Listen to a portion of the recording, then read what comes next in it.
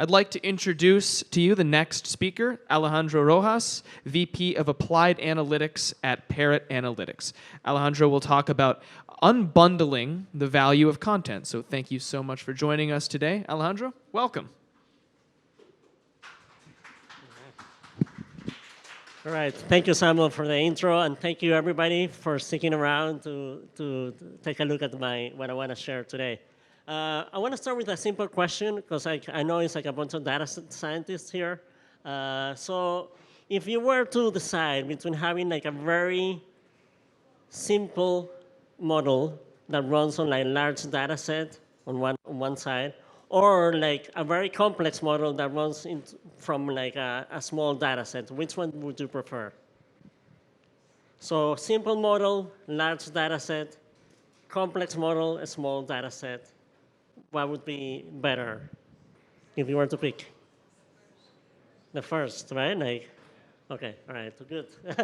Because like that was kind of like, I guess, like a tricky question, because like essentially what I'm going to show you is how we can leverage the fact that we collect like a lot of data, and then from that data we build very simple models to really understand what is the value of content.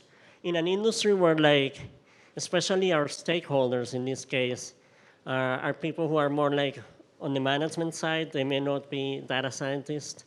So they want to know how like what the data is saying, but it also has to be very easy to explain, because otherwise they're not going to believe it. So there's always a trade-off of like, hey, like how complex do you make something? And then like how to make it simple enough so that people understand it, but also is valuable, right? So that's kind of what we're going to see today. So with that in mind, let me see if this works. Okay, yeah, so first thing I want to kind of like, maybe, I know it's like late in the day today, but like I want to transport you into the attention economy. Today we actually live in the attention economy, right? Like there's almost like limitless amount of content out there, but we still have 24 hours a day, right? So like you guys are paying attention to me right now, and like probably it's like that's a time that is going to disappear, right? That's like a finite time. So when you think from that perspective, and when you think about how content has evolved in the last 10 years, or even like say like 15 years, it really has exploded, right? And it's like it becomes very hard to actually think about like what is the value of content, especially because like a lot of content is being bundled, right? Think about Netflix, think about like Max, think about like Disney Plus. You know, when you subscribe to these services, are you subscribing because you like one show? Are you subscribing because you like a bunch of shows? So it's a complex question, right? And like to start tackling this, we first have to create a system that tries to quantify that attention economy, right? And how do we go about that? So like, let me kind of walk you through our process. Let me see. Yeah, so, I mean, we are taking like a very like an economist perspective to this. So we think about like supply and demand. And in the context of like the content industry, really supply means like understanding like each TV show, understanding each movie, understanding like what is that TV show about, where are they placed, what is it like, like which language is it spoken, like who produced it. So there's a lot of data associated to every piece of content, right? So on one end, if you look at here on the supply side, it's all about building and really mapping this into a content taxonomy system so that we can actually see, okay, this is content, we understand this TV show, we understand this TV movie. There's a lot of information regarding that. And that gives like one side of the equation, right, like the supply side. And then on the demand side, it's even like, I would say it's more complex, because if you think about like the behavior today, when you like a show, you probably do a lot of things, right? Like it's not linear. Like maybe you go, probably like the first thing that people would do is go into Google, right? Like if you like a TV show in particular, say like you like Ted Lasso, for example. You may think about like, oh, like what is Ted Lasso? Let me Google that, see what it is. And for us, that's a signal that is worth capturing, because at the end, what we're trying to do is like capture empirical signals of demand, right? And those signals could be as simple as a Google search, but also could be the fact that somebody's going into the Wikipedia page, or it could be that the fact that somebody's watching a trailer of that show or that movie, or maybe they're actually downloading like a specific episode. One of the things that we have in this side of the equation, the demand side, we actually tap into like the largest audience behavior data set. And can you guys guess where that largest audience behavior data set is coming from around the world? Any guesses? YouTube? Somebody said YouTube. Okay, yeah, it could be, yeah. Large smart TVs. Okay, yeah, okay, yeah. So like essentially what we do is like we tap into every single source that we could access, and one of the largest ones is actually piracy. We actually see like 500 million people who like pirate content around the world, and in a single day we could see like over 1 billion downloads, which is like amazing, right? So. And that's like only one of the data sets that we use, because like what we're trying to do here is like think about like every movie as an entity or every TV show as an entity, and like how do people interact with that? You know, there's so many ways of interacting with that. Piracy is one of them, but like going into YouTube is another way. Going into Wikipedia is another way. Going into Twitter is another way. Going into Facebook is another way. So by capturing all of these and really normalizing this, because at the end it's like it's a lot of information, and like the way we normalize this, we go back to the attention economy. We're talking about like how, you know, like time is like a unit of measurement that is like everybody agrees on time, like 1 minute is 1 minute. So the way we actually combine all of these different signals is by basically giving a weight to every signal that we capture based on the amount of time that it takes to complete that action. So if we see somebody who's like watching back-to-back episodes of Ted Lasso, for example, that's worth a lot more than somebody just like tweeting about it, right? Because like it's a different amount of engagement, different amount of time. But like both of the signals are interesting, so we capture everything because like we really want to get like as comprehensive as possible. But at the end of the day, what we do is like we standardize that and create our demand measurement system, right? Like platform.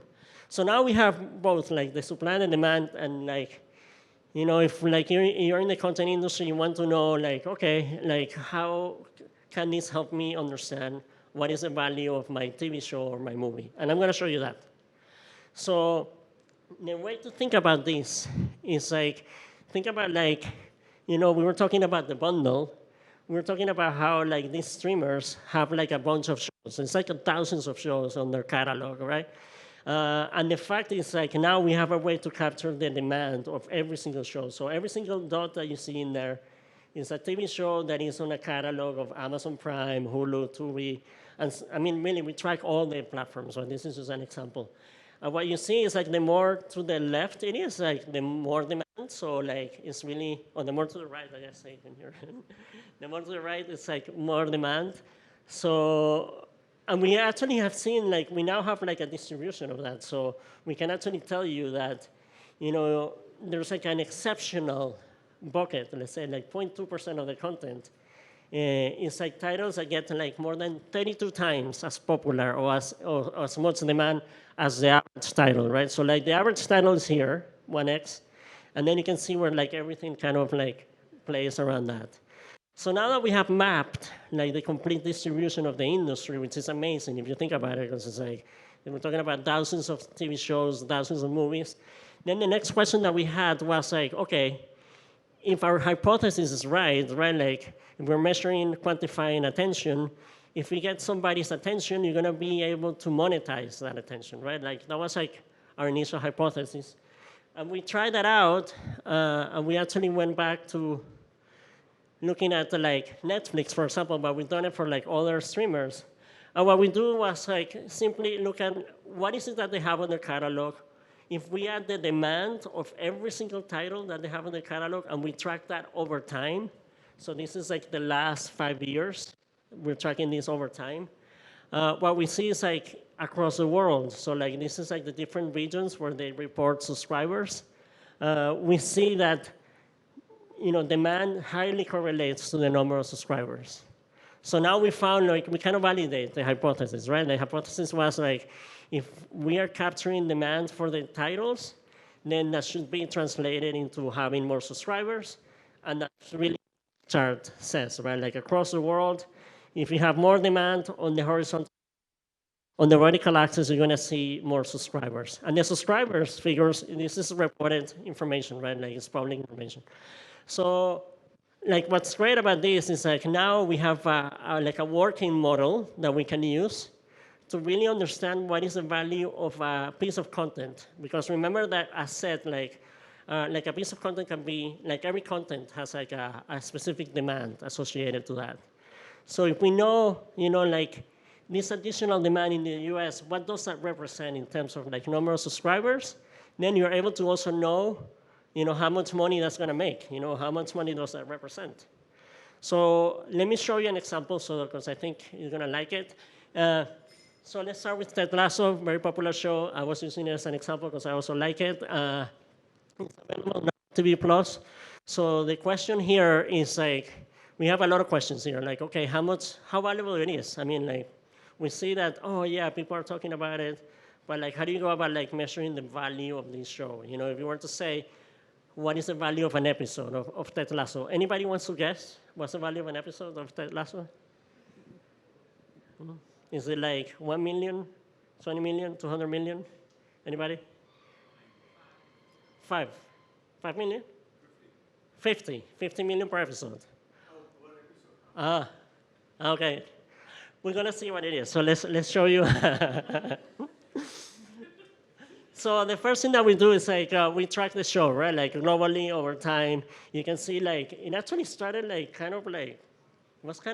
nobody really cared so much at the beginning, but then like season 1 kind of built up, and then like continue building momentum, and that's great, right? Like you can see that. And that's a great advantage of measuring this across the world too, because like you can see like day over day, is the demand increasing and by how much, So that's what we see, and that's interesting. But even like more interesting, let's go back, hold on, yeah. So this, yeah, so more interesting than that is even like understanding how much demand does Ted Lasso has relative to the rest of the catalog of like Apple TV Plus. And this is just a snapshot. I think we did this for like, I want to say September 2021. But you can see that in that month, like Ted Lasso represented 16%, almost 16% of the total demand of the catalog, right? So we're adding the demand of every single title that they have. And now we see that, okay, this is a show that is adding like 16% of the demand of the total catalog. Okay, so we're getting closer to the answer that we want, right? We want to know how much, like, what's it worth, But first, before we get there, we also have to understand like how much money is Apple TV Plus making, because we don't know. That's like it's not public, but we have to estimate that. And for that, we go back to like high school algebra, because remember, like we have to explain also this to like, executives, and like if you go anything beyond that, it's going to be very hard for them to kind of believe you, right? Even this is kind of complicated. So, but anyway, like if it's, like think of this as like we have certain information that we know about the market.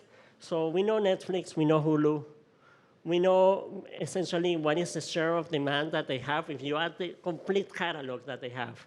And you like measure it as a percentage of everything that is out there. Like both of them, I mean, it's like Netflix is 22%, Hulu is 24%, so we have a number to play with. And we also know what is the level of exclusivity that these networks have, right? And exclusive content actually is better, because if something is exclusive, that demand is gonna be converted at a higher rate, right? So we're tracking that.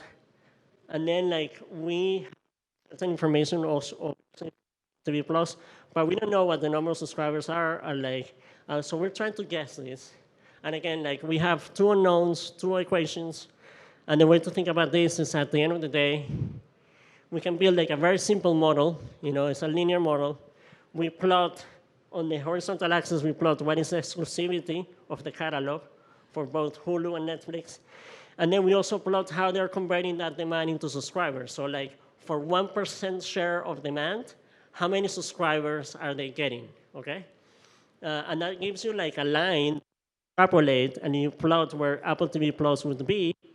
Essentially, you now are able to estimate like the number of subscribers that they get in that market for that quarter. So now that we have number of subscribers, great. We can get to revenue because we know how much they charge. And the interesting thing about this is like very simple model. And like we work with a lot of people in the industry. We also work with Wall Street firms. Like like a funny story is like, we presented this to them and then they were like, wow, we spent like 2 months trying to figure this out by doing surveys and like, collecting all of this information. And you guys with a simple formula got to the same number that we arrived. So that's like interesting how like big data, going back to the initial question, is like, it could be a very simple model, but like you have such a large data set that at the end is so good at like really mapping this. And it actually makes sense. So now you have, again, like this was kind of like the first step because we needed to know like what is the revenue that Apple TV Plus generates. And then the next thing is a very simple calculation because like if you go back, you see how much revenue it has made over time. We also can track what is like the share of demand that Ted Lasso represents. So at the end of the day, essentially we can directly attribute out of the revenue that Apple TV Plus is making, how much is really coming from Ted Lasso, right? And then so now we have a simple model. It works. People understand it. So now we have like a number that we can play with. So going back to the initial question that I asked in this was like, people were guessing that it was like 50 million. Actually, like every episode is about $14 million per episode. So now you have that you can play. And if you think about like a production cost of an episode, it's probably going to be in the range of like maybe 5 to 10. So making 14 means like, you're making 4 million on every episode. You're probably happy. I mean, like Apple TV Plus is probably happy that they did this, right? So, and again, like we started with a very simple model, and now we have an answer for like a question that we wanted to answer. So let me give you another example because I want to also show how we think about like also like measuring hypothetical scenarios, right? Like Succession, I'm sure like people are familiar. It just ended after 4 seasons. And the question that we wanted to explore was like, what would have happened if they would have done a season 5, What is it like, what are they leaving on the table, Because like the decision was made from the creative side. So the writer decided, hey, like I'm gonna end this in season 4. Actually, HBO, the Casey Blois who runs HBO on the content side, he said like, if I would have had the chance, I would have need another season. And then here is like, we want to measure like how much revenue did they, basically forgone because of the fact that there's no season 5. So the way to think about this is we use the same model. Let's see if this on. Oh, there? Okay. Yeah, so, like you can think same way that I was showing like that last, so you can track the demand season by season. You can see how it's been growing. We did this before like the release of season 4 because we also wanted to predict that going forward. But anyway, like you can see it, how every season kind of behaves. And then like we follow the same process where we analyze what is the share of demand that this show represents. But in this case, I'm also giving you a peek into how every season looks. Because like the fact is like a season kind of like, you have like the first 13 weeks, that's when you generate the most demand. People are very into the show. And then like you have a post-season, like period, which is like the next 13 weeks where like it actually drops. And then there's an off season, right? So it kind of looks like this. And with that, what we're trying to do here is like get like a simple metric so that we can project going forward. So now that we understand how every season looks, I mean, the idea here is very simple. We have 3 things that we want to predict. So the first thing that we want to do is we want to say, okay, this is what is the season over season growth. So that's a metric that we can use to forecast. So you can see what is the trend and what is our forecast. And then we can also look at like what we call like the post-season decline, right? Like, oh, like this is how much it dropped after that.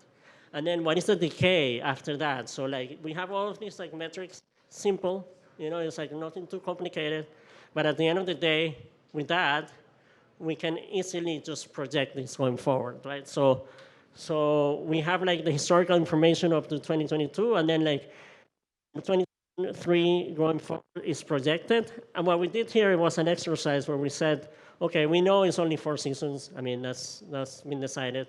But what would have happened if we would have done season 5, right? And what you see is like they're missing like almost $250 million just because like, you know, like the creative decided that, hey, let's just end it here.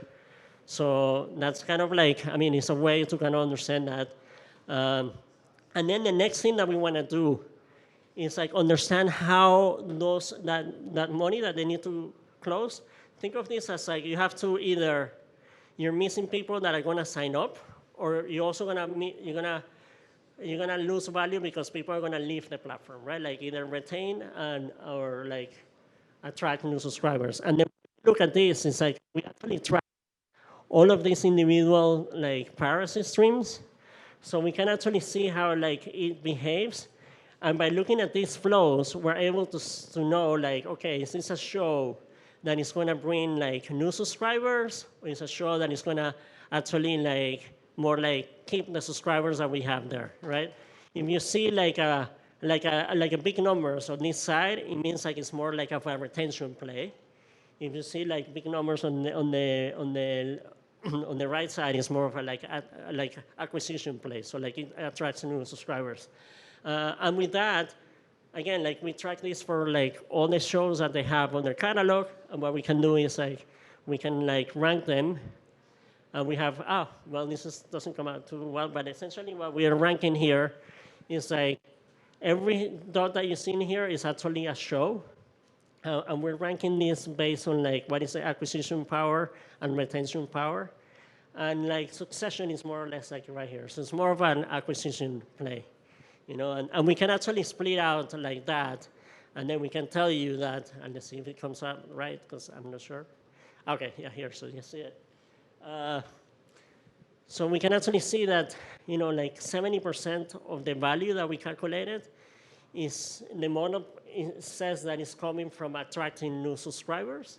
And then 30% is actually from like people that is able to kind of keep on platform, right? So, and this is again, like the way we, and then calculating that every single show that they have on their platform. And once you have that, really like what we're trying to get at is like, we already know what is the revenue that they need to close, but we wanted to understand like how many subscribers do they need to now get? And then what is the churn? How is the churn going to be affected? And then if we do that, let's see if it comes up. Yeah, so the revenue gap that we wanted to close was 237 million. And then now that we have the model working so that we know what is a number, like how much does it represent the acquisition gap and how much represent the retention, then we can transform that into a specific metrics, KPIs, that they actually track, right, on the platform. So we can say like, hey, okay, you don't have season 5, but now you need to find 965,000 new subscribers. So like you better have a show to do that. They actually have a show because like a piece that is not here is like the fact that it has really high affinity with White Lotus. And that's part of the reason that White Lotus got like another season, because it's going to kind of like trying to get the same audience. But anyway, so that's like what it is on the acquisition side. And then on the retention side, this is like the monthly churn that is basically you're going to get because you don't have the show. So now you have like KPIs that you can use. Final example, because I know like we may be running out of time. So I just want to kind of also explore the movie Air. I'm not sure, like, has anybody seen it here? I'm just checking, yeah? Do you guys like it? Yeah? Okay. So one of the things that we wanted to explore is like these guys, like Ben Affleck and Matt Damon, they have a company called Addis Equity. They actually sold the movie rights right before it was like released on theaters. So Amazon bought it. And like, anybody wants to guess how much did Amazon bought it for? Anybody? You know? You know. 160 million. Okay. All right. I think it's a little bit less, but like it's in the range. It's in the range. But like the idea here was to see like, okay, given that Amazon paid a lot of money, like did it, is it making the return that they were expecting, right? So let's explore that. So for this, again, like same way we do for movies, we can track this over time. I remember I was telling you, like, we can track the demand even before, like, a movie is on theaters, right? So you can see this, like, on the pre-release. Even, like, just by the first movie trailer, we already knew, like, what sort of demand should we be expecting, right? And then, of course, like, interest dries down. Then there's South by Southwest. Then that drives again the demand again. And then there's a theatrical release. You see what happens. And then there's a streaming release, which is like was back in like May 12th. So now that we have that, we're kind of like, okay, we know, we got it. This is the demand. We're gonna use the same model that I explained for some of the other ones. And then in here, one thing that is critical for this is also like trying to project going forward what the demand is going to look like. It's like the actual demand for Air, the movie. And then like we had data, I think it was, we did this like a couple of weeks ago, so like up to that point, we were here. And then we compared that against like, sort of like we did a cluster analysis looking at the theatrical releases that are similar to Air in terms of size, in terms of all these different elements. And the red line is actually the average of that, so you can see where that kind of plays out. And this like, gives us like a sense to project going forward, right? So we use that to project the demand of the movie going forward, because at the end, we want to know the value of the movie over a 5-year period, because that's really what the deal was set up. So we need to know the demand over time. So with that, we essentially can calculate the value across different streamers. I mean, interesting enough, like when we can do this, like, platform by platform, and only looking at the streaming side. So looking at just a streaming window, million, it's actually comes on top. And then like Amazon Prime, which is the one that bought it, comes last, right? So then like you need to, so you try to understand like, oh, okay, so essentially this is like, it would have been great for Apple TV, I mean, it seems like it generates more value for Apple TV Plus, right? Given that what the model is saying. And the reason that the model says that is like if we go to the specifics of the audiences, and again, we go back to this chart that basically tells you like, okay, the people that watch this movie and then watches Air, and then people that watches Air, what else are they watching, right? And by following, that, and this is like, I know, millions of consumers really at the end, we can actually assess, if this is a movie that is good for attracting new subscribers or retaining. In the case of Apple TV Plus, what you see is like they only have 1%, and then they have an uplift that makes it up to 7%. So it's a way for Apple TV Plus to actually steal, say, like audiences from other networks, and then like keep them in their network. So when you think from that perspective, that kind of like justifies why is it more valuable for them than for the rest of the streamers, right? Like at the end, that kind of gives you that picture. If you do the final economics of this, so this is so like what they actually sold it, like how they structure the deal, and how we actually value the deal. So if you look at the box office revenue, the movie has made about $90 million, but actually, 50% of that is in the theater owns it. So you really make $45 million. And then on the streaming revenue side, like the biggest number out of all the streamers was 91. So if you add the two, it's 136 million. So if somebody wants to buy this, I mean, like by valuing this the way we did it, like if somebody would have, buy the rights, we would have said like this is as much money as you should pay. What we know is that actually Amazon paid 130 million. So it's kind of in line to what we were saying. And so again, it's like a lot of this is trying to make sense of how you make decisions in this economy where like there's like a lot of elements to kind of play into making all decisions and making simple models that at the end help you really make these decisions.